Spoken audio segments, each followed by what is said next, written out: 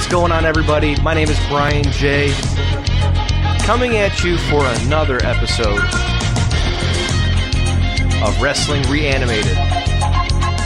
Last week we were discussing the Great American Bash 1991. This week, Bash at the Beach 1996. So two back-to-back infamous pay-per-views, summertime pay-per-view staples for WCW. The birth, not of the NWO, but Hogan's heel turn, which had a huge effect on the business. This is the original theme from Bash at the Beach 1996, and I just realized it's a knockoff of Seal's Crazy. Oh my god, hang on a second. Alright, hang on a second. Let me just to prove it to you. I don't want to play too much of it because I don't want to get a copyright. I already had to edit the sound. It's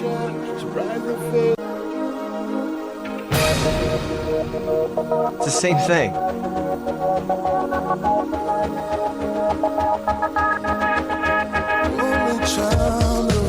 It's the same exact thing. Oh my god, so here's your useless piece of wrestling trivia for tonight if you get nothing else from this show. The opening theme for possibly the biggest pay-per-view, the most influential pay-per-view in the history of wrestling, was a knockoff of Seal's Crazy. I see you, my friend, and touch your face again.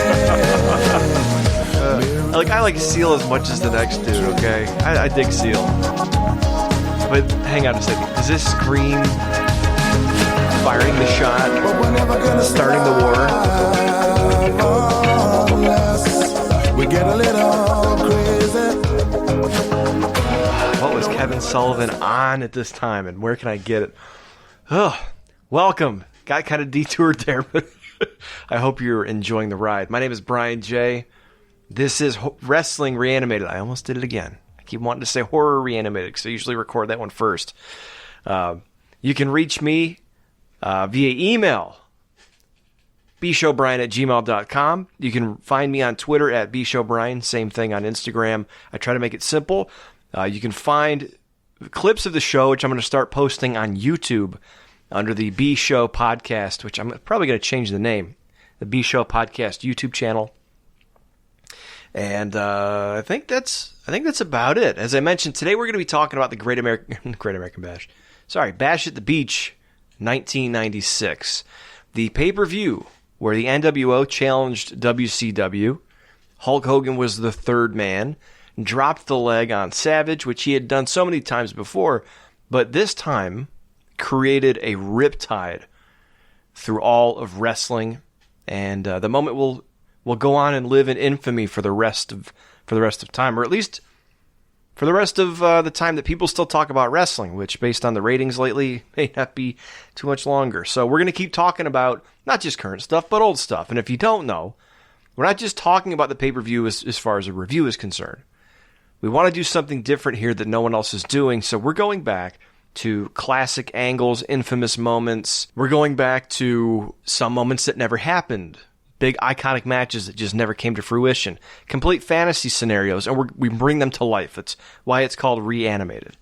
Patterned after the show Horror Reanimated, which we do the same thing with horror movies and screenplays that were never developed and things like that. So check us out there if you also like horror. But this week, before we get to Bash at the Beach 1996, I wanted to do something which I may make a regular thing because I have been getting a bit of tips and tidbits, some things from people, and I'm going to try to do this quick, but he sent me a lot of stuff. My friend Brian Long, he's an illustrator, he's an artist, and he's an author. He goes by Brian C. Long. Some of his stuff is available on Amazon. And I've known Brian probably the better part of 6 or 7 years. We've talked off and on just through social media, through following various podcasts and different projects that I've done, and I think he's really talented. And right now he's got some old school wrestling coloring books. They're either cool showpieces for collectors if you're a kid who grew up during the comic book, or not comic book, the coloring book day where Golden House or whoever it was would release, Batman the Animated Series. That was an awesome one that I had when I was a kid. But my kids love coloring books. I'm sure yours do too if you have them.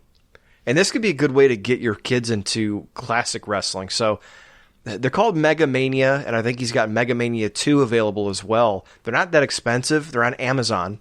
So, and he's also on Automation Pro or Productions, although he told me that wasn't necessary to plug. So I'll stick the links in the episode description. So if you're listening, look down below.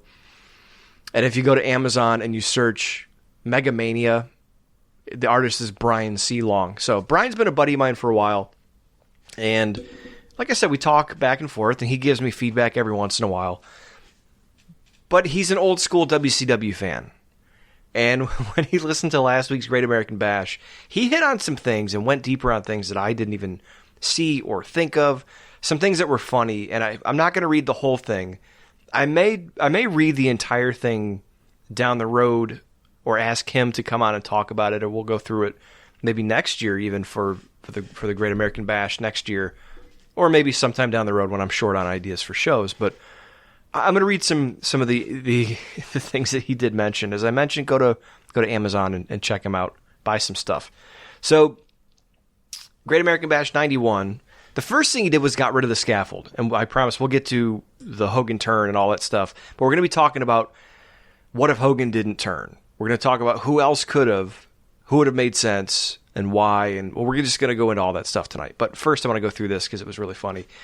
So first of all, the scaffold match in the beginning, I did not mention last week that Night of the Skywalkers was the big centerpiece matchup for one of the Starcades, and I believe it was 86. Night of the Skywalkers with the Road Warriors and the Midnight Express. It's infamous. So this scaffold match on Great American Bash 91 was actually supposed to be, it was called Night of the Skywalkers 2. Unfortunately, when PN News, Steve Austin, I believe Terry Taylor, and I'm trying to think of who else was in it, maybe Bobby Eaton, but when they get to the arena, no one wanted to take the bump. So they changed it to a flag match. The match is a mess. You can go watch it on the network. But the first thing Brian did was he took away the scaffold. And I thought this is interesting. He said, it's explained early on that the truck carrying the scaffolding had broken down and can't be found. And then I guess Jim Ross would mention maybe Ric Flair stole it along with the belt when he took it away. I thought that was hilarious. I would say they'd have an issue probably. And he did mention he took some creative license with this. And I'm not going to get into all of it. We'll do that another time. But yeah, he mentioned maybe Flair stole the scaffold with the belt, which I thought was hilarious. Also, he made it Terry Taylor versus Bobby Eaton in a one-on-one grudge match. And the gist of it was it's a good match. And because they used to, if you don't know this, Alexandra York was Terry Taylor's manager. They used to rely on her computer for advice and strategy. And in the first opening match, which was one of two or three that her clients wrestled in the night, Brian mentioned them breaking the computer. So then after some back and forth, Eaton wins, gets a future TV title shot, and now that everything's in shambles because now they got future matches and they don't have the computer to tell them what to do. I'm going to skip Ron Simmons and Rick Steiner versus Oz and Black Bart, which would have been funny to pair all those guys together. Tom Zank versus the Diamond Stud. With DDP at ringside and a tuxedo match, which I don't know where that came from. Tuxedo match was out of left field. There's some funny stuff in here. He says WCW wasn't known for its production values, but you'd have to find some way to there's a typo, for Stud to have some audacious tuxedo that DDP picked out, which would be interesting because Diamond Stud is Scott Hall, and he was jacked at this time. He had probably a 62-inch chest. That dude was huge, 300 pounds. So DDP picking out a big tuxedo for him would be hilarious. So they brawl on the inside to the outside. At some point, DDP gets stripped by Zank, which would be funny because you get that moment where Zank strips DDP. DDP grabs Gary Michael Capetta's jacket to cover up. Stud hits the Diamond Death Drop, strips Zank quicker than you can say Pat Patterson. I thought that was kind of cute. Not Patterson, the joke. Zank's left lying in his red, white, and blue underpants. Kind of like the old, what was it, Brother Love at WrestleMania 5 getting stripped, has the red underwear on. So then, Ricky Morton versus Robert Gibson. They did have this match. York can't get her computer going. Morton says, I got rid of Gibson when he couldn't produce no more, so you don't fail me now. Again, adding another layer and giving it out in case someone loses. Men are mirroring each other. Morton unties his bandana and chokes out Gibson behind the ref's back for the win. What a tragedy. Austin versus PN News. That's fun. Austin tries to stun gun on the 400-pound News. News squashes him with a belly-to-belly instead. News is way more overconfident and dances. Lady Blossom, which was Austin's wife and manager, starts dancing with PN News, who distracts him.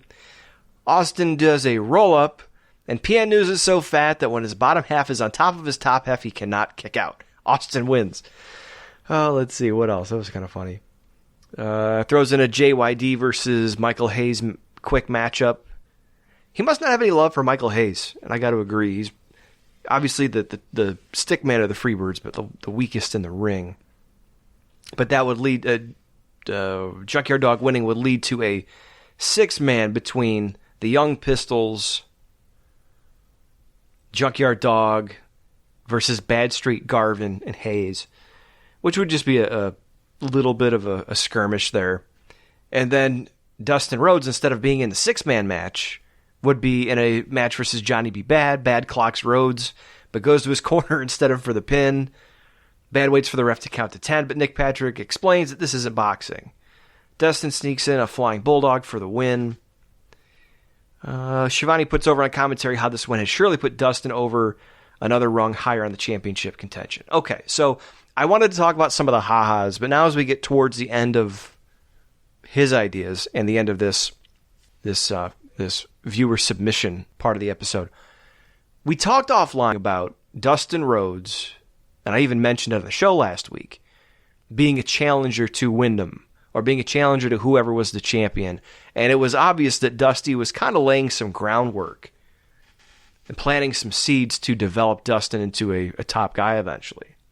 And it is nepotism, but if conceivably Dusty does his best stuff when he's booking Dusty, then why wouldn't he do his best stuff when he's booking Dustin?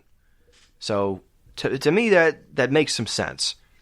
And they were short on fresh baby faces because even though Sting was their babyface guy, he'd been around a while. He was solidified in 88. This is 91. That's 3 years.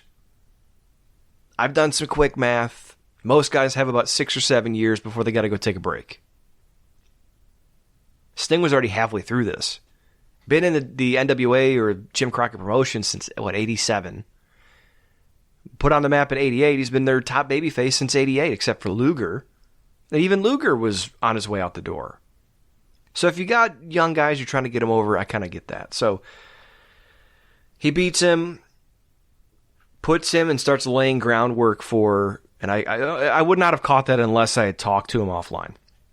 But for Dustin Rhodes versus whoever will eventually down the road be the champion when he's ready. Big Josh versus Black Blood, lame match, ends in double countout. Gigante versus One Man Gang. Sullivan yells at Gigante about how he has the soul of Eddie Graham captive and is pleading with Gigante to give it all up as Sullivan whips Gigante with a leather strap. Gigante's buddies, or Gigante's buddies, whatever, come out and turn off the heels.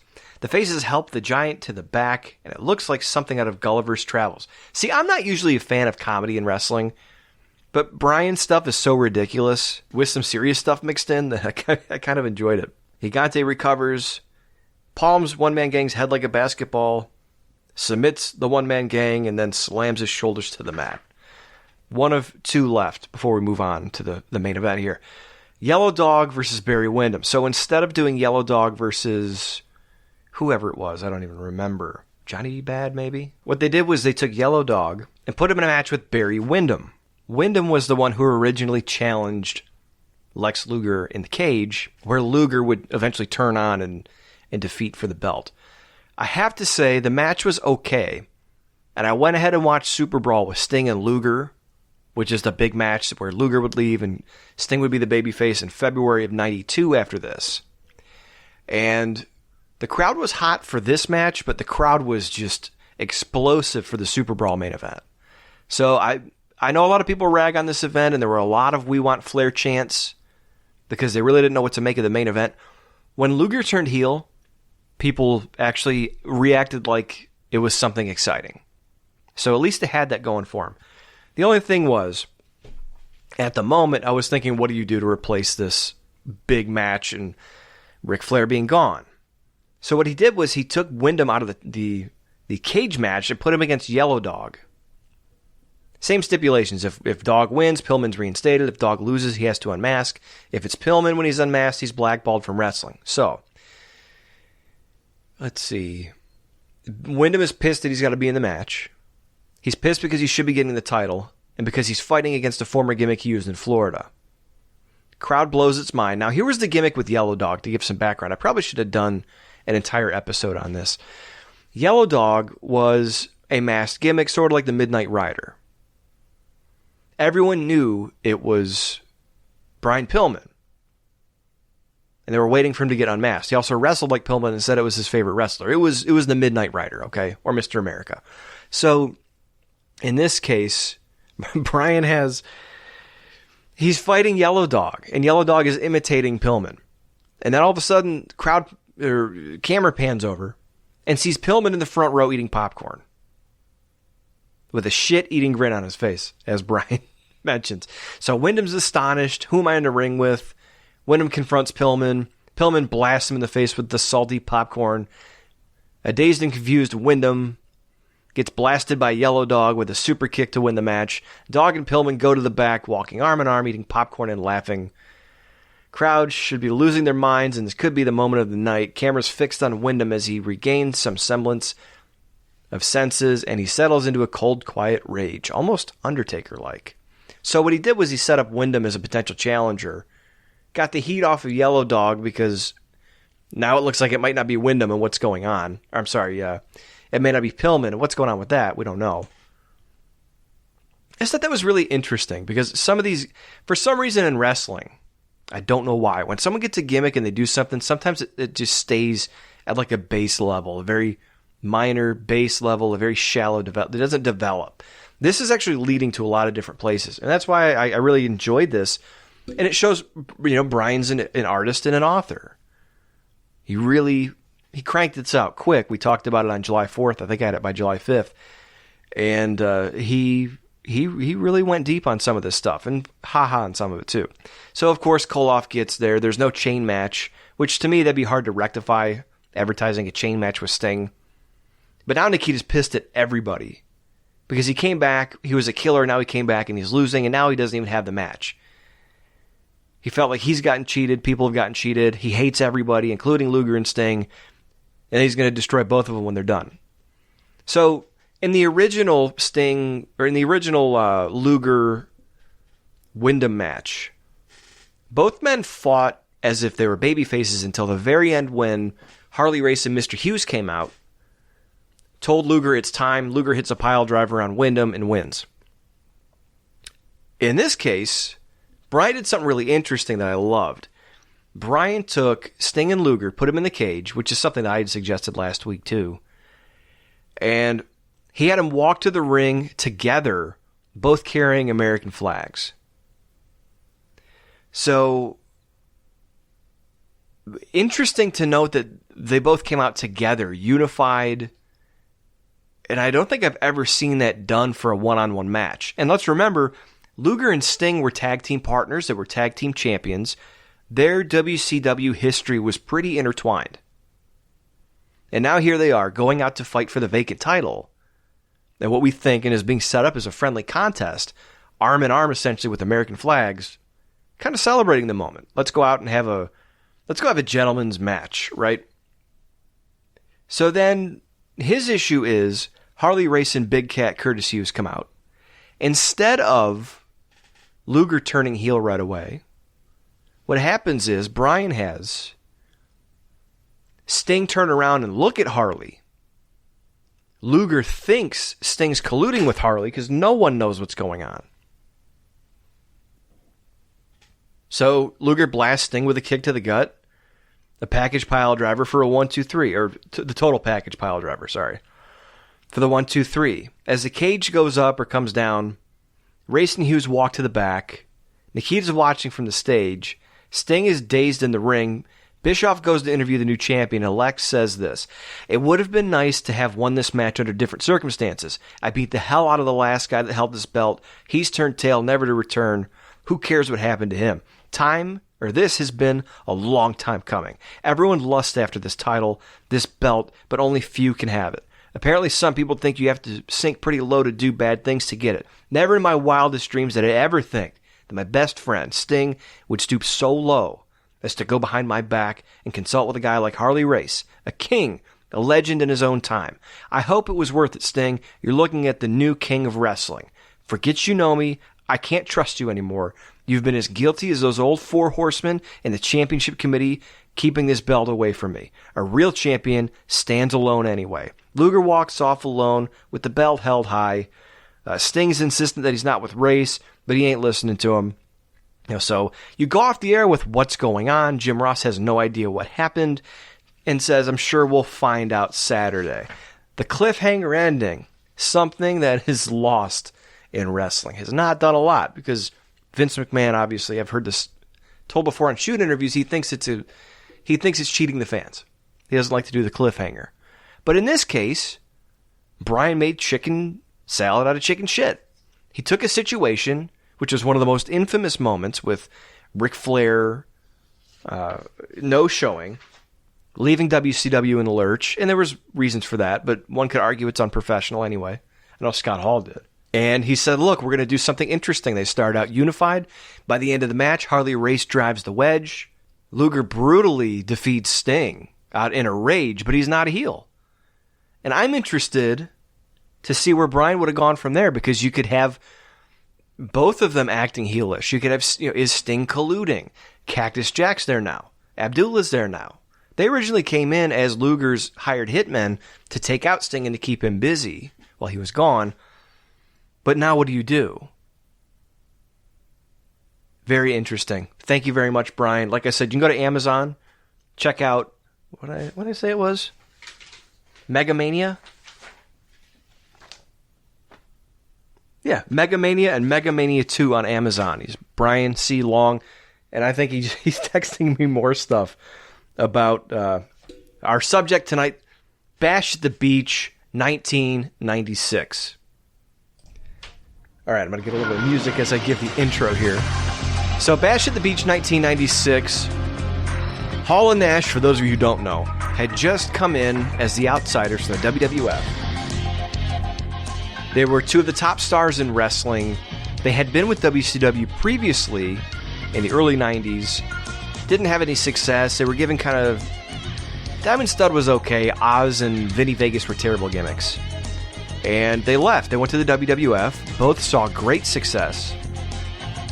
And then they ended up coming back. So then they came back. They did the invasion and said, our buddy's coming, the third man. And they challenged WCW. They weren't coming to be a part of WCW. They played it off as if they were WWF wrestlers, or that's why the outsiders, or an outside force coming in to destroy WCW and take their revenge because of what had happened to them earlier in their careers with WCW. And then lo and behold, Hulk Hogan shows up, and instead of joining or helping Luger, Sting, and Savage, drops the big leg on Savage and turns heel for the first time since, 1978 or 1981. So it was an unthinkable thing. I remember being a kid. It's 24 years ago today as I record this on July 7th, 2020. I remember being 9 years old, 10 years old. And I remember hearing about this and not believing it. And this was at a time when I kind of stopped watching the WWF. And I was keeping an eye on WCW because they were doing some cool stuff. And I'd watched both up until about 1995. And toward the tail end of 95, I started kind of dipping out of WWF. I still watched WCW. I was watching Saturday Night. I was watching some of the other syndicated shows, and I watched Nitro when I could. And this was something I never thought would happen when I was a kid. My hero, Hulk Hogan, as a 9-year-old, I grew up with him. And now here he is turning heel. He turned the wrestling world on its ear. The biggest star in wrestling, the biggest babyface, had turned heel, and he was now going to run roughshod over WCW. Who was going to stop him? Well, we would find that out later.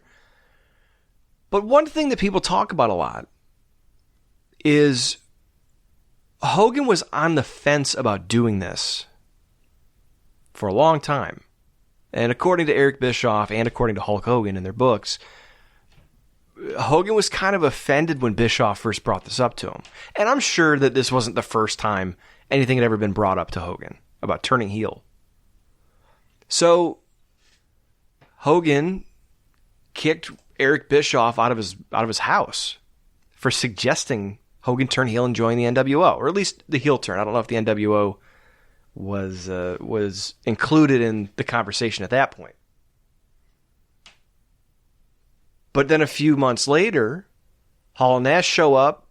They've got the attention of the wrestling world. Hulk Hogan knows about how to spot a money train a mile away. Reaches out to Bischoff and says, hey, who better than Hulk Hogan? So apparently, according to lore, the only people who really knew about it were Eric Bischoff, Kevin Sullivan, I believe Hall and Nash, and maybe the guys involved in the main event. It's debatable if anybody else knew. I'm sure people close to Hogan knew. But Hogan went out and did the unthinkable. So as I sit here 24 years later as a grown man, looking back on the history of wrestling, and the brush fire it set off when Hogan joined the NWO, leading to WCW's just ruling Monday nights, kicking the hell out of the WWF coming back with attitude that they stole from Jerry Springer and Paul Heyman, and bits from Eric Bischoff's Nitro as well.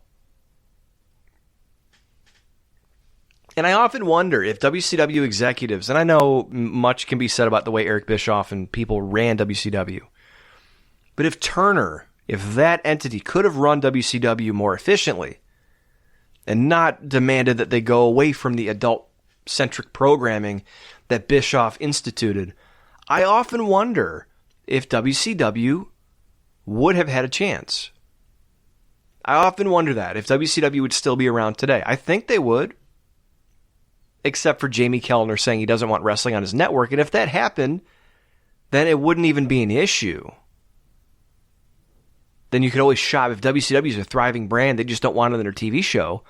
If Bischoff got his investors together like he tried to do in 2001, he could always shop it on another network. I'm sure another network would love to compete with Vince McMahon with a viable wrestling product, especially in 2001 when Vince is about to take his company public. Now, we know what happened, but it was a monumental shift in wrestling. And I'll start this off. I know this is what if, I know it's fantasy, but I'll start it off right now saying, I know there's nobody that would be able to replace Hogan in that role. It would not be the same. I don't think you would have had the long-term impact or the magnitude without Hogan. Like I said, he was the biggest star in wrestling. He transcended wrestling. There's nobody else at the time who did that. As much as Ric Flair is loved, Ric Flair was nowhere near the star, the celebrity that Hulk Hogan was. So even though Hogan had fallen out of favor with a lot of pop culture, and he kind of looked like a has-been at some points leading up to this, even though that's the case, Hogan was still a name, and he's still a name that people recognize. So when Hogan turned heel, and this made headlines, the ultimate hero, no one believed it. Had to check it out. And then guess what happened? They saw it. And they saw that wrestling was doing cool shit again. And it wasn't all for the kids, which is, I think, something, and I talked to John Draper about this from Wrestling Soup a couple weeks ago. I think that's something wrestling desperately needs. Anyway, going back, Hogan was able to do something that nobody else would have done. So let's get that right out of here. But we're looking at other interesting options and where they could have gone.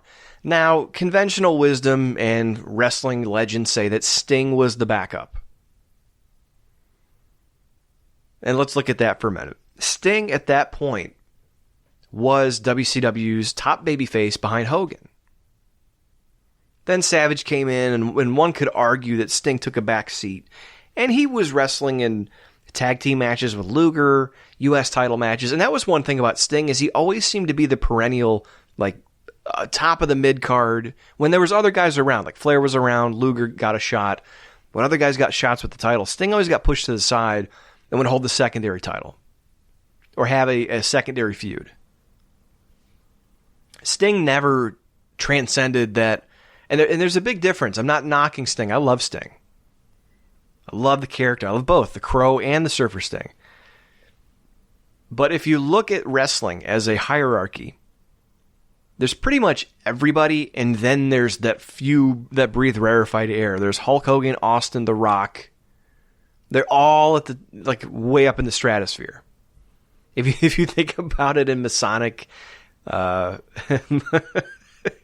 Masonic symbolism, it's the flat pyramid. At the top, you have your Ric Flair, you have Sting, you have whoever else, like your Bret Hart, Shawn Michaels. Those guys are all at the top. They are top caliber wrestling stars.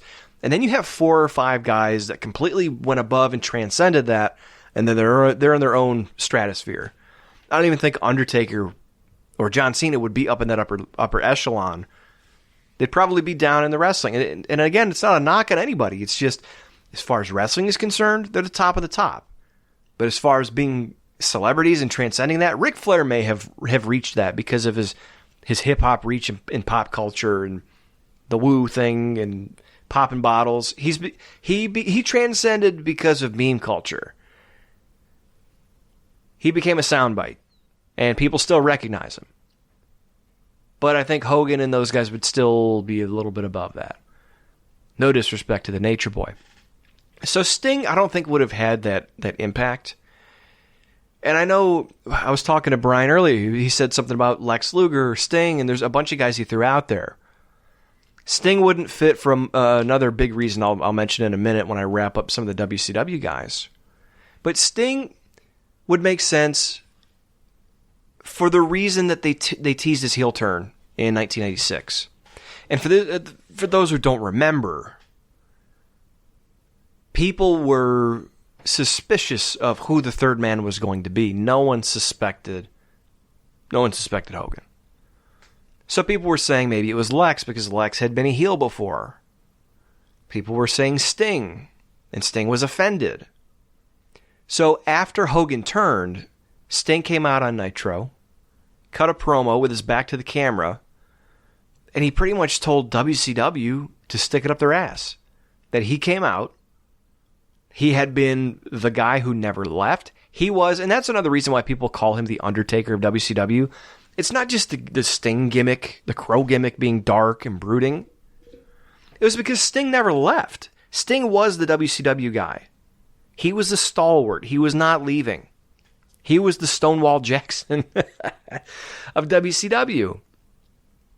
So for Sting to be accused of being the third man, he said, you know what? I was accused by Flair and the Horsemen, and I was accused by this guy and that guy. Fuck you. I'm out of here. I'm not partaking in this. And WCW needs me? Well, guess what? They didn't need me when all you guys were accusing me of being the third man. So, given that was the situation, that would also have been a really interesting play because Sting had never been a heel, at least in WCW. Everyone would have suspected Luger. It would have been like Tatanka and Luger when they teamed up or maybe it was the British Bulldog. It was either Tatanka or the British Bulldog when they teamed with them, whoever turned heel on him. Everyone suspected that, I think it was Tatanka. Everyone suspected that someone who was attacking people backstage in the WWF at the time, at the behest of Ted DiBiase, everyone thought it was Luger, because Luger had been a heel before. Ended up being the other guy. I think it was Tatanka. So similar story here. They wouldn't expect Sting. It would have been a big thing. But again, I think it also would have been... I don't think Sting had the cool factor at that point. He had to get it with the Crow thing. That was a home run. So kudos on Scott Hall for coming up with that. But that was a home run. That took time to develop. And in fact, when Sting first turned dark, he'd already had dark hair for a while. and like black and red face paint and stuff like that, but he was still pretty much the same Sting. It took a lot of time. It took that right there. It took being betrayed to turn him into the Crow Sting. And I guess with Hall and Nash, you wouldn't have to have Sting talking very much, so you could pull it off that way. I don't know. I don't like that idea. I really don't. Hindsight, possibly because the angle was so strong with Sting coming back and being the Avenger, right? It was a comic book storyline. It was fucking awesome. So having Sting as the heel, then I start thinking about, okay, who would the babyface have been to come back and fight them? Ric Flair wasn't going to be the guy, and the Horsemen were fodder for the NWO because they were a relic from the 80s. As much as I loved them, as much as I loved Flair, and as much as I loved seeing guys like Benoit and Malenko join, it really was a relic of the 80s. Flair was the past. WCW was trying to get past that. Flair was not going to be the guy to conquer. You needed a new flag bearer, which Sting kind of was because they gave him a fresh coat of paint. But then Goldberg came along eventually and was the guy. So that it worked in that role, in that manner. I think it would have been cool. But the biggest thing was, I think it would have been just another wrestling angle. And I don't think it would have had the staying power that Hogan had. Same thing with Lex. The big blanket issue with mostly everybody coming out of this is that unless you're a Hogan level guy, or unless it's a really special angle or has a lot of heat on it or whatever you want to say, it runs the risk of just being another wrestling angle. And this transcended it. It changed the business. Lex, I think, falls into that same category. He had been there forever. He was seen as one of the WCW's top guys, like Sting, or I'm trying to think of someone else that would be considered on his level, but I really can't. Lex Luger was seen as a big WCW guy, and they had hopes that he would be their Hogan because of his look and because of his style. He was much more athletic in the ring than Hogan was. Like I said, go back and watch Super Brawl 2. He and Sting tore it up. I mean, there's some great spots in that match, and not necessarily crazy like today, but there's some really smart ones. Like Sting goes in early on for the big stinger splash, things he has him, where he wants him. Luger just rips right out of the corner and levels him with the clothesline. And at the time, Luger was jacked and on the growth hormone and all that stuff. So he looked like $1 million. And Sting was leaning out, You have a little contrast in styles. So Luger would run that risk too. That again, if Luger was the one, it'd be more believable. And if he did turn, then obviously he could have a match that until that point hadn't happened. Hogan versus Lex. Lex had come back as a babyface. Hogan versus Lex, properly promoted, could have been big business. In fact, I'm curious to see why WWF didn't do that in 1993. They turned Luger heel in the summer. Luger was around as the narcissist earlier on. And I know they were still building Lex, and usually they liked a year period or so to let people build before they pulled the trigger on him. But really, if you look at Lex Luger and Hogan at that time, Hogan was not the draw he was previously. When he went to WCW, he got some new life in him. A new coat of paint, as they say. And he and Flair did some big business for WCW. A heel Lex Luger could have been another one of those matches where Luger comes out and he says, look, I've been sidestepped my entire career. I was supposed to be the guy, but Ric Flair took off like a thief in the night. When it was my opportunity to prove finally that I was the man after beating him so many times, I was going to beat him within an inch of his life. He knew it. He ran away. Then the company wanted someone family-friendly after I left for greener pastures. I got run over by the red, white, and blue bus in WWF. Wasn't allowed just to be myself. And now I came back and I played nice, but this is my opportunity. So it would make sense from the standpoint that he was a guy from WCW who went to the WWF and then came back. It would be weird to say he came back for revenge, like Hall and Nash. because he'd been there a year. I think he came back in 95. So Luger doing that would seem kind of weird. And at the time, he was getting older. He was in his 40s, I believe, at the time. But then again, so was Hogan. So if you're not going to have Hogan, you could have Luger. But again, I don't think Luger had the cool factor. Hogan could get by because he had Hall and Nash to play off of. And say what you want about Hulk being a piece of shit. He seems like, other than that, if you were going to hang out with someone, he likes to smoke a little pot. He likes his music. He's a musician. He would at least seems like he would be a cool guy to hang out with, other than his racial tirades. And I know that's a big stumbling block, but the point is, he seems like a more naturally likable guy than Lex Luger. So he was more entertaining. How about that? But I could see it with Lex. The only issue is Lex had flip-flopped back and forth so many times in his previous run that it would really be too easy to see coming. And again, I don't think it would have much of that impact. So there's a bunch of other guys. Let's look at... And I cut a lot of the filler down, but looking at the WCW roster in June and July, you had Sting. Arn Anderson... Arn Anderson could have been a really good member of the Four Horsemen... I'm sorry, of the NWO... only when Flair and the Horsemen were taking on were taking on the NWO. Did I say that right? Only when Flair and the Horsemen were taking on the NWO. I don't think Arn Anderson was as big a star or seen as that kind of guy. Flair, again, I don't think that would have worked. He had the cool factor, even though he was older. But the story was they were taking a stand against the old guard.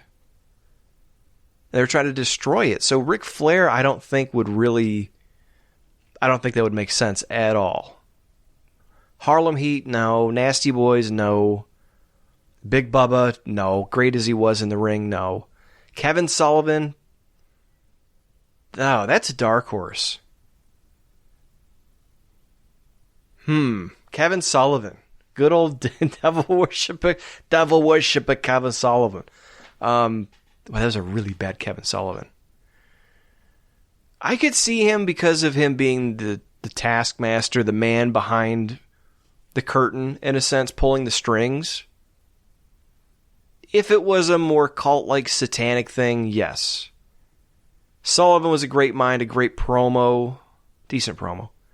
And, great promo, I'll go back on that. So it would be fun, but no. It would be another wrestling angle. It would be another Dungeon of Doom, another Varsity Club. No. Okay. This is going to make Brian laugh. Brutus the Booty Man Beefcake. No. Emphatically no. Brutus Beefcake. I'll give the devil his due. In 88, 89, and into 90, Brutus Beefcake was over. He was over.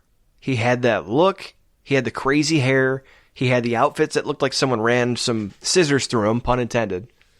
He had the gimmick. He was cutting people's hair. And guess what? His matches weren't great. But he had decent matches. He was a strong guy. He was a good enough athlete. And he was in there with some pros like DiBiase and Mr. Perfect. Savage. Guys that could really bring him along. So Brutus, if he would have been able to recapture his glory, he could have been, I think, a bigger deal in wrestling, but not as not as the Booty Man, and not as the Butcher, or the man with no face, or the man with no name, or any of that stuff. So no, I don't think so. Hacksaw, no. John Tena, no. Randy Savage? I don't know. Savage was really accepted as a WCW guy when he came over with Hogan. I remember being a kid, and I remember there being pushback against Hogan from fans because people said that Hogan was WCW or WWF through and through. He was not a great wrestler. Savage had the track record in ring, and Savage had the cool factor, and Savage was evergreen because of the Slim Jim thing. Savage had cool factor, but then would it have just amounted to another Hogan-Savage feud? and I know they ended up doing it because Savage was a babyface, Hogan was a heel. That's another one to think about because, like I said, Savage had that cool factor. Not only that, but he was cool with Scott Hall from his WWF run. So, I don't know. What is it, 94, 95 when he came over? He did pretty well. And he was attached to Hogan. And that's another thing, too, is maybe Savage makes it about, he came to WCW for a change of scenery, and here's Hogan. Same old, same old. So, yeah, I don't know. I don't think it would have been transcending or transformative or any of that stuff. But Randy had the cool factor and the history with those guys. And he was an ex-WWF guy. So yeah, Savage would have been, again, I don't think it would have been my first choice instead of Hogan. And I don't think he would have been my first choice if Hogan couldn't do it. But Savage, I don't know, that's not a terrible idea. And none of these other guys were ready. Eddie, Benoit, Malenko, no way. And I know a lot of people had suggested guys like Luger, but the thing to me about the NWO, the whole concept, which is why a lot of these WCW guys, not even the Steiners, what if the third man wasn't a third man? What if it was another two guys? Steiner and Steiner. Law offices of Steiner and Steiner. If you don't win, we'll tie you up with athletic tape and shove shampoo in your ass. That's Rick and Scott, Steiner and Steiner. Allegedly. Protect myself. So I don't see anyone on the list that really fits that description because those guys had a purpose. They were from WCW. They kind of got pushed aside. They weren't treated seriously. They went away to the WWF, made names for themselves, and then they were coming back for their revenge. So, looking at the WWF roster at this time, there's a couple of guys that do fit in with that, and I think they fit in much better. The first one would be Mankind. Now, Mankind had only been in the WWF for a year. He hadn't really solidified himself as a top guy, but he was having a series of matches with The Undertaker that were the stuff of legend. No one had the matches with Taker. No one had the run with Taker that Mick Foley did. So maybe if this was 1997 or 98, I could see Foley going over there and joining them. But again, Foley wasn't seen as that top guy. And it would be interesting because I'm going to talk about this on another episode. There's a lot of WWF guys that would have been fun to see in WCW, and especially later in 97, 98 after they had some steam behind them. Foley would really be interesting to see in WCW to come back, and this is why it makes sense, though. When Flair was there, he and Flair didn't get along. Flair was the booker. Flair didn't see Foley as a top guy. Foley killed himself for WCW and couldn't get ahead. Taking big bumps, having the matches with Vader, and then Flair comes back, and he's on top, and rightfully so. And Cactus Jack versus Ric Flair would have been a great match to see back in the day, in their prime. Cactus Jack versus Mick Foley versus Hulk Hogan would have been great to see. And I'm not going to dip too far into this because I want to do that some other time. But sadly, in 1996, Foley had only been there, I take that back, he'd only been there 2 or 3 months. He had just started his feud with The Undertaker. So the timing wouldn't work out for him anyway, because he didn't debut until after WrestleMania 12. And that's when he was coming in as Hall and Nash were leaving. So Foley wouldn't work from that aspect. He hadn't been established yet. He had been to ECW, so I guess it could make sense where Cactus Jack leaves ECW and signs with WCW, but I really don't think he would have gone for that. There's a reason he went to WWF. He did not have good experiences with WCW in the first place. So that would have been a little too personal. And I don't think the door was open to him at that point either. So it would have been interesting to see Mankind, or not Mankind. It would have been interesting, instead of seeing Cactus Jack go to the WWF as Mankind and Mick Foley, it would have been interesting to see him go back to WCW, ditch the Cactus Jack, be Mick Foley. Because that ultimately, now that I think about it, that's what got Foley over in the WWF. He did the shticky Mankind thing. He was a child prodigy piano player and smashed his fingers with a hammer and had the mommy what's his name? Norman Bates type of thing going on. That was his backstory. They shed that pretty quick, and he really got over in 97, just being himself, but through the Mankind lens. So if Foley would have had the chance to just be Mick Foley alongside with Scott Hall and Kevin Nash, and he was friends with Nash. Didn't know Hall. I don't think they were very close, but he had been friends with Nash before. He knew him. I believe they'd ridden together or at least worked in WCW at the same time. So Foley versus Foley, yeah, well, and you could also say instead of the WWF thing, you could say Foley went to ECW. WCW didn't give him a shot. Ric Flair held him back.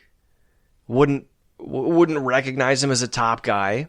So he had to go carve himself up in Japan. And again, still the same type of interview that he later gave with Jim Ross about, do you think I like doing this to myself? I mean, Bobby Heenan was there. Bobby Heenan could have been a stand-in, though I don't think he would have gotten physical because of his neck issues. But, what was the Foley line? The audacity of you to suggest that I like this when I can't play with my kids and get down on the floor and play with them because I'm in too much pain. Again, he would not have had the magnitude of a Hulk Hogan. And to be fair, I don't think enough fans would have remembered Cactus Jack because WCW had changed so much. Hogan had been in WCW maybe 2 to 6 months, somewhere in there when Foley left. No, maybe longer than that. Because Foley left in 94. Hogan had come in 94. And I think Foley left at like Halloween Havoc 94. So Hogan had been there since June at Bash at the Beach. So yeah, he was there a little while. But Hogan was on and off, and he was part-time. So, I don't know. That's another interesting play there. Not Mankind, but Mick Foley coming in. I used to be known as Cactus Jack. I can't do that. It's too late. I'm going to be waking people up if I do my Cactus Jack impression, screaming and, No, seriously. I did kill myself to get someone's attention. And just when I got that and I was starting to make a name for myself, in comes the Nature Boy to try to retread his glory of 1986. And now guess what? It's 1996. Well, I'm not going to let you go another decade, old man. I'm putting the horsemen out to pasture. I'm making glue out of you. And again, that's cornball. But Foley, I don't know if he would have had the cool factor to fit in with the NWO, with like the street stuff. He would have had, he just, from a look standpoint, I love Mick Foley as a character and a performer, but he did not have the same aesthetic as a Hall and a Nash did. I'm sorry. Other guys in the WWF that would make sense, Shawn Michaels would make a lot of sense. I don't think he would have made sense from the whole standpoint of, I was in WCW and went to WWF and came back, because he was never in the WCW or the NWO. We know that. He was a WWF guy. But again, this was supposed to be WWF guys coming to invade WCW and beat up their guys. Shawn Michaels and Hall and Nash had just did the curtain call. Shawn Michaels was arguably WWF's biggest star at the time. So fans would know the connection. It was a public thing. They all had matches together. Shawn had teamed up with both of them in the WWF, so that would make sense. And Shawn Michaels is a performer that would have fit in style-wise in WCW.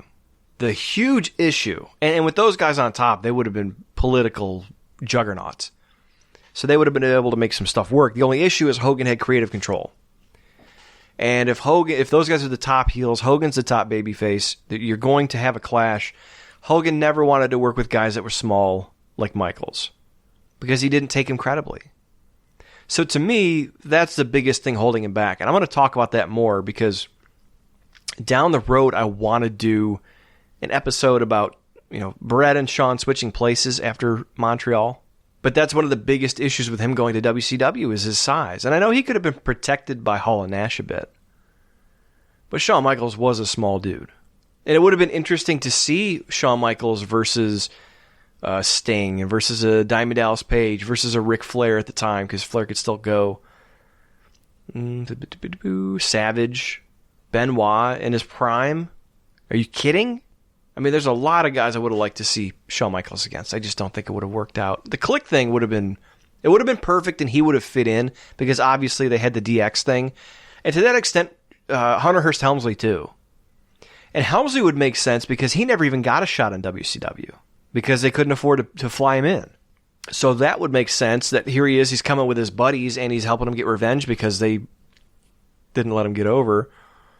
Austin is another wild card because he and Bret Hart, because they wouldn't have even had the big last, what is it, I Quit match, submission match until WrestleMania 13, which would have been the following year. So again, looking at Austin, he would make sense from the standpoint of I went to WWF and now came back, but he wasn't even a star at that point. He was still the ringmaster.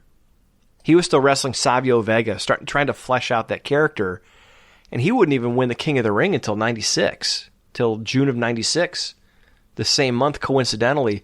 Isn't it interesting how all this stuff just kind of lines up?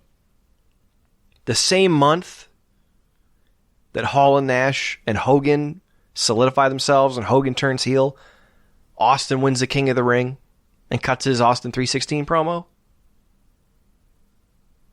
Man, what a time to be a fan. Unlike now.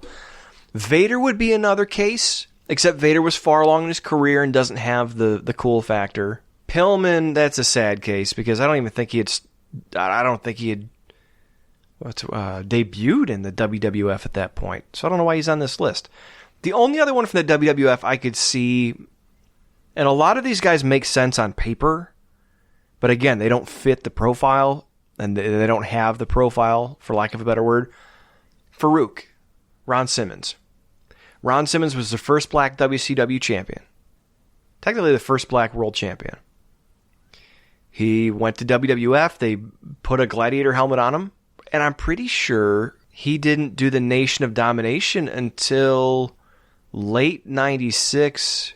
No, it was summer of 96, because that's the King of the Ring that year. And he was huge. He was as big as a house back then. So, yeah, wrestled in ECW from 94 to 95. Yeah, he didn't even debut as Farouk Assad until July 22nd, 96. So this was after that. So again, he wouldn't fit the profile, but he was a big deal. And I think even though he's a bad motherfucker, he wouldn't have the cool factor. I did look at one other guy from ECW. It was a guy who had known Nash and kind of been friendly with him in his first run in WCW, who had gotten the same treatment that Nash and Hall got, but was also disrespected by the WWF. So again, this would disqualify him. Shane Douglas. That's an interesting one. And again, I might even go back and do individual episodes down the road since we're just kind of flying and cruising over these. But Shane Douglas as the third man, that would be interesting because they didn't get along. He didn't get along with the Clique in WCW. But what's the old saying? The enemy of my enemy is my friend? And just because he's the third man doesn't mean he has to be the top guy. The issue, though, there is he's not on the profile of a Hogan, so if you're going to bring him in and he's taking over, he's going to face Hogan. Hogan's going to beat him. Flair's not laying down for him. That would be interesting, though, to see like Shane Douglas in a group of guys versus the Horsemen because of the history there. And this was the era of kind of shooting and blurring the lines. The franchise, Shane Douglas. Why do I make him sound like Bender from Futurama?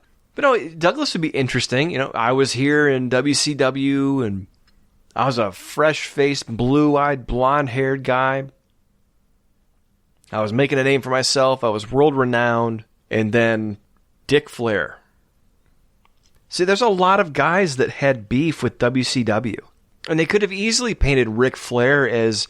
And I keep a lot because I'm stopping myself. Looking at WCW in hindsight, Ric Flair was great to go up against the NWO because he was the last of the old guard in a way. He was that representative of the NWA in the 1980s and the 70s style territorial champion. And he was the face of WCW. Let's make no mistake about it. No matter how good Stinger Lex was, Ric Flair was Ric Flair. I wonder, though, in hindsight, once Flair and the NWO, all that stuff, once the NWO and the Horsemen, I should say, once that had run its course, I wonder how much more effective Flair would have been during that era as a Nick Bockwinkel style heel. He's the aging champion. He's still good enough to go out and beat anybody any given night. But anytime he has some trouble, he's got someone in his back pocket to help him out. A little bit different dynamic. I mean, similar to the Horsemen, but different. More of the Nick Bockwinkel thing. The guy who just won't let go.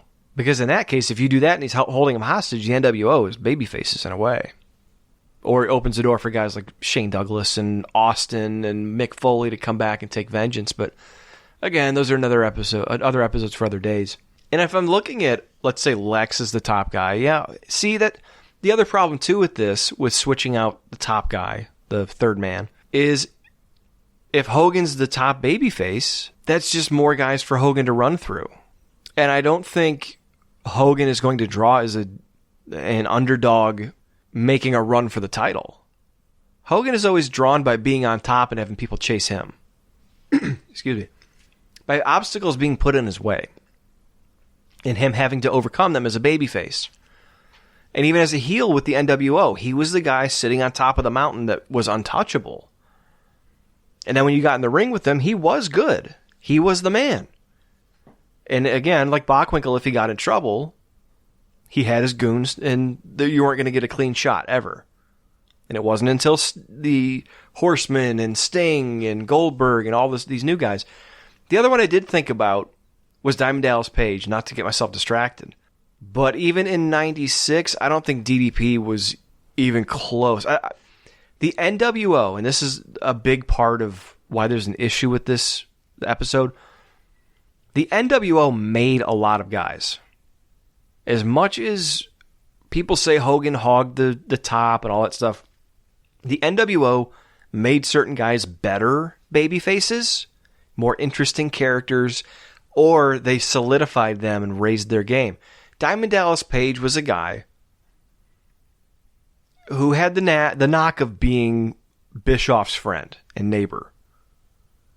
He didn't get some opportunities because of it, and he probably got some opportunities because of it, let's be honest.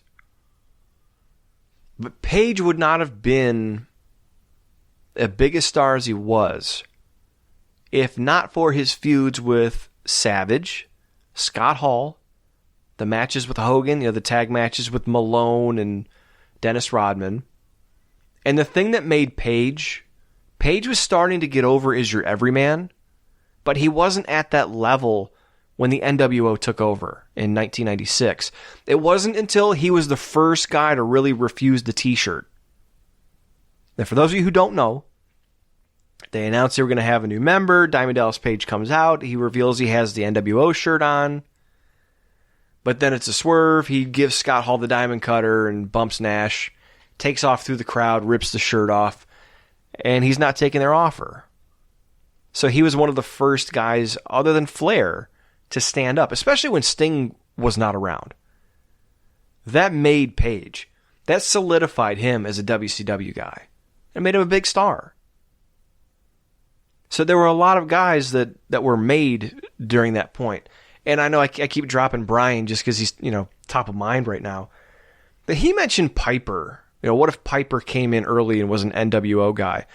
Now that's a reach, and I guess it does kind of make sense from the standpoint of of Piper being in the NWA or Jim Crockett Promotions back in '83, had the big dog collar match, went to WWF, and then never came back. Was a big star. I don't see what his grudge would be, though, other than Hogan being there. And then you have a role reversal. It's the same situation. Babyface old Hogan versus heel old Piper.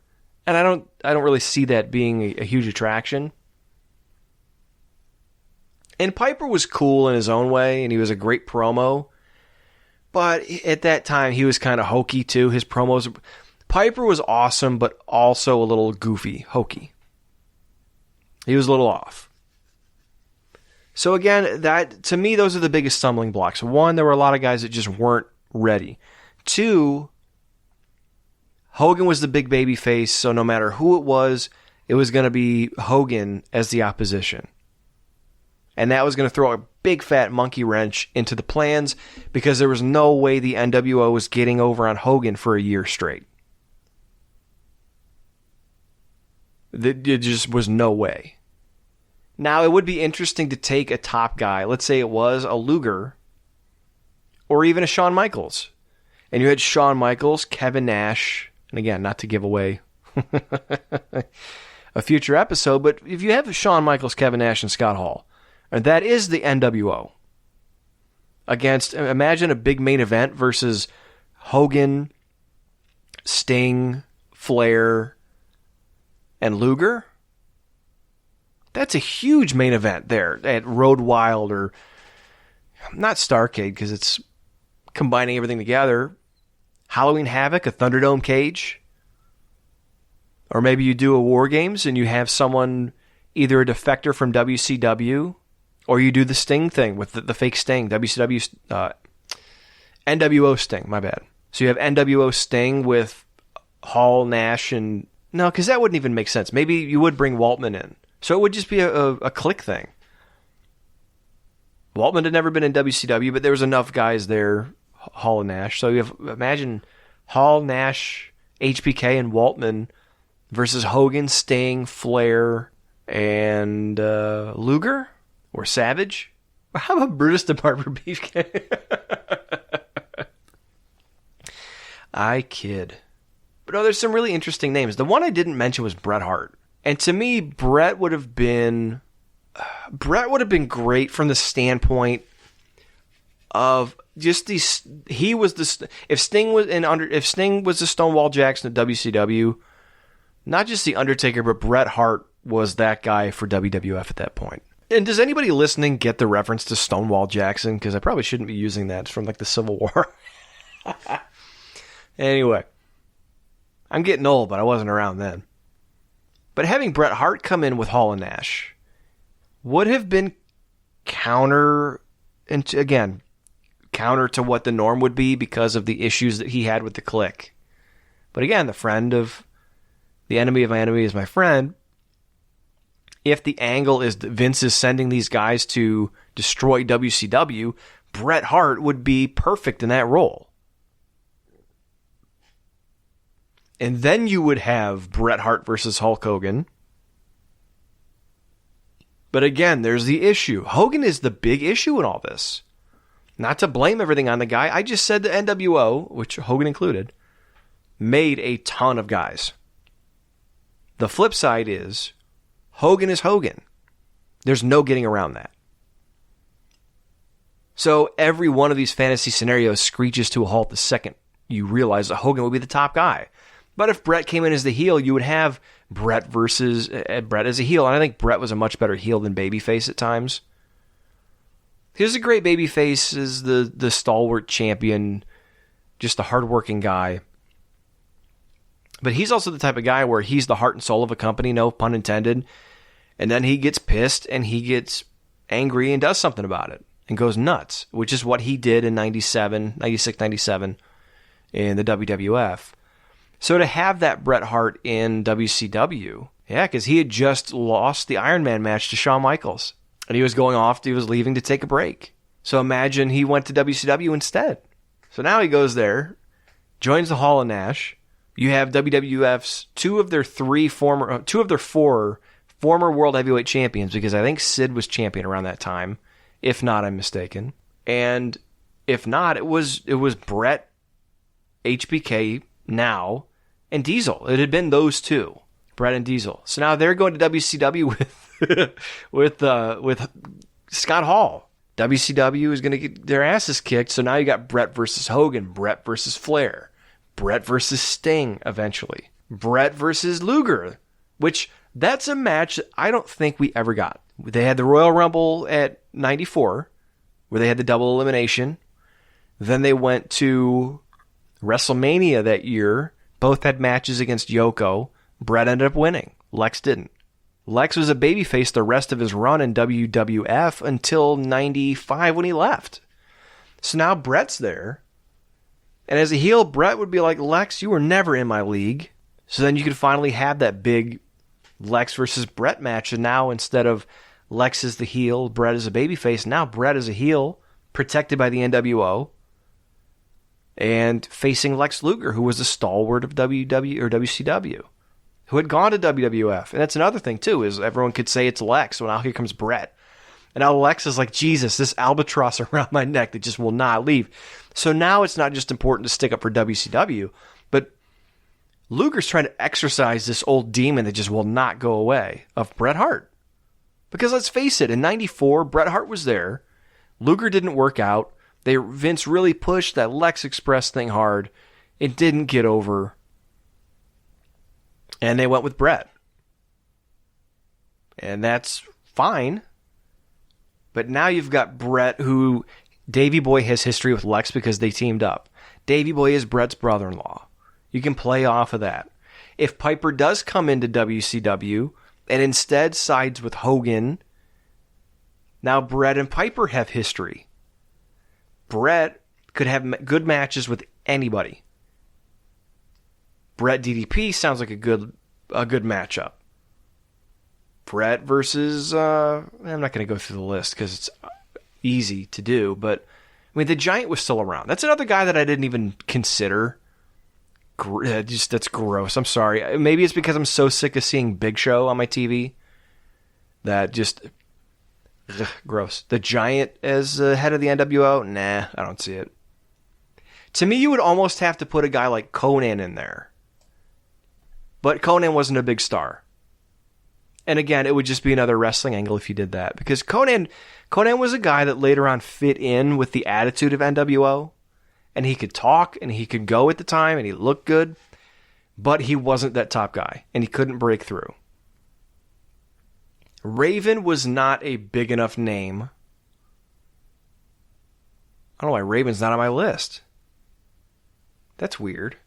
I've got the rest of the guys from Flock, but no Raven. Yeah, Raven wasn't a big enough star. Raven was a great talker, and he could have been a great, again, like Sullivan, if it was a cult type thing or something like that. Raven could have been a great character, like behind the scenes pulling strings, but he wasn't going to be the head of the NWO. You could have worked it in a certain way, but again, it was going to be a vastly inferior version because he just didn't have the profile. Like I said, a lot of these guys hadn't been there very long. And again, taking Raven against a guy like Hogan, Hogan's not going to, he's not going to go for that. And you can't take the Sandman, you can't take Taz, you can't take Tommy Dreamer, you can't take Sabu. You can't take Bam Bam, because Bam Bam, again, I don't think he would have been seen. Bam Bam was more of a biker style than the NWO street style. Even though, I mean, for God's sakes, Hall and Nash didn't exactly scream gangster rap. I think Bam Bam would be a little bit too obvious. Bam Bam would be cool, except he wasn't a great promo. And I don't think they were ever going to see him as that top guy. So had he left WWF and went there, again, he was another guy.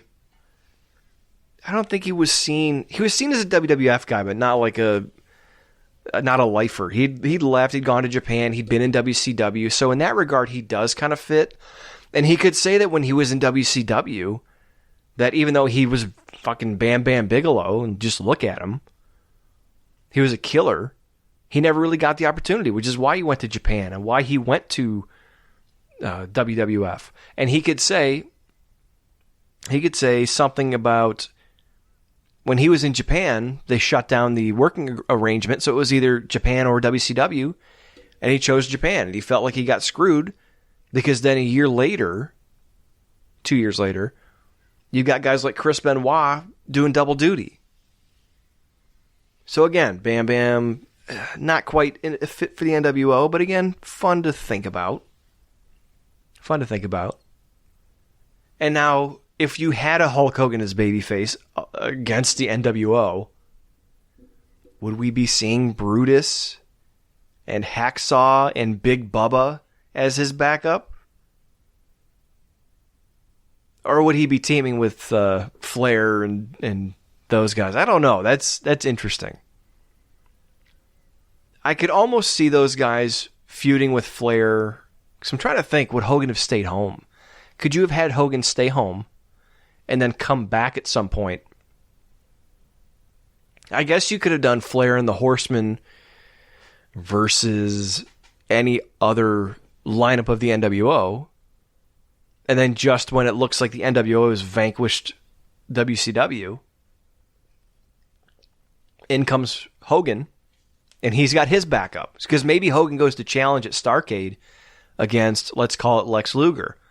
So you have that big matchup.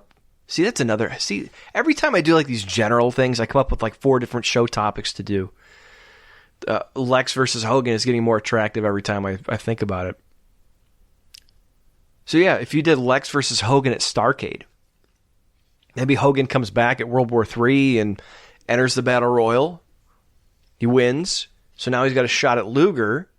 So he goes to Starrcade. I'm sorry, not WCW. He goes to Starrcade, fights Lex, and right at the last minute, the Outsiders come in. Hogan, much like everybody else, needs backup. Flair's already waged war with them, so he's doing his own thing. So who would you pair up, man? Hogan with, God, I shudder to think Brutus the Shark and the Boss Man. Gross.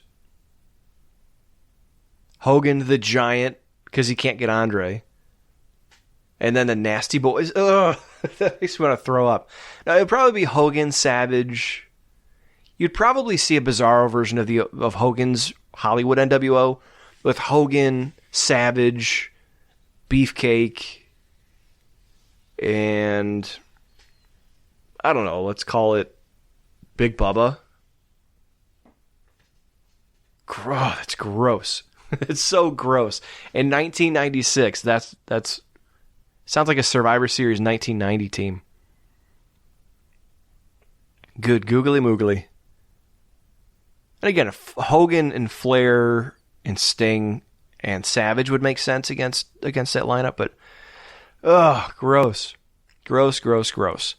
Now, it obviously wouldn't have had the impact on the business.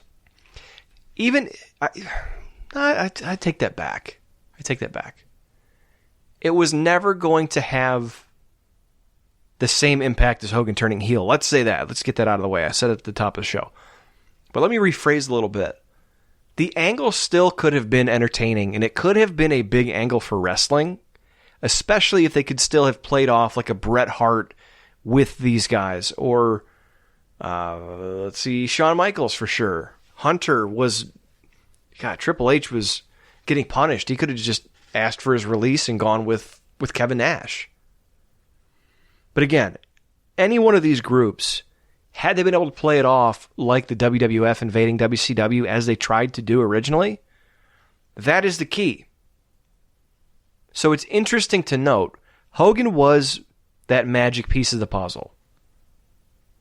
But if they could have gotten a Bret Hart, a Shawn Michaels, if either one of those guys would have gone over, could it have made a huge splash? Not as big as Hogan, but could it still have led to WCW ruling Monday night? And they had been on top a little bit already. WWF hadn't been doing so hot, but I'm looking at it in terms of shifting the business. The more realistic presentation. The more adult, edgy, more attitude, more in your face. I wonder. I used to say no. Absolutely not.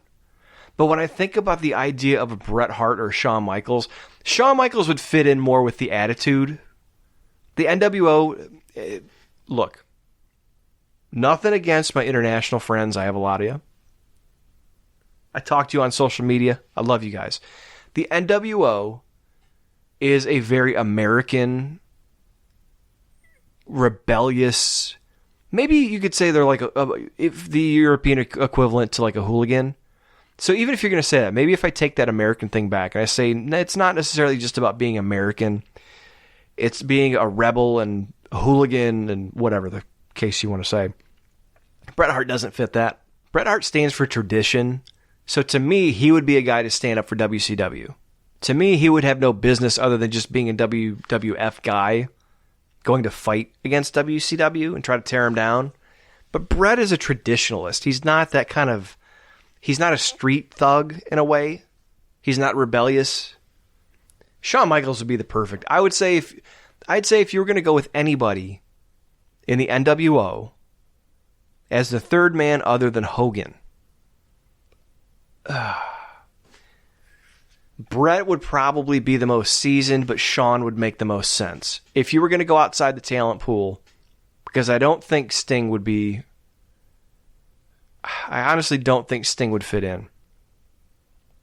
And I don't think he would be a good figurehead. I think he needed that time away, and I think he needed to change. Luger could have been fun, but I really think having the outside force would have to solidify it. So Shawn Michaels would have to be the guy. And that would be next to impossible since he just won the WWF title.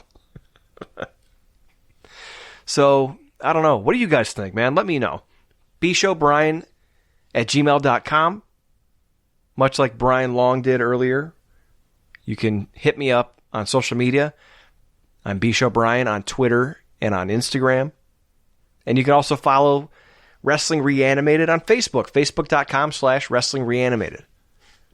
So if you want to help the show, we're not asking for donations. We're not asking for advertising money and all that stuff at this point. We're just trying to get the show out there and try to build an audience and a community. So if you're listening to the show and you haven't yet, please subscribe so you get the latest shows every week or so when we put them out. If you have friends that you think would enjoy the show, or fellow wrestling fans who are really...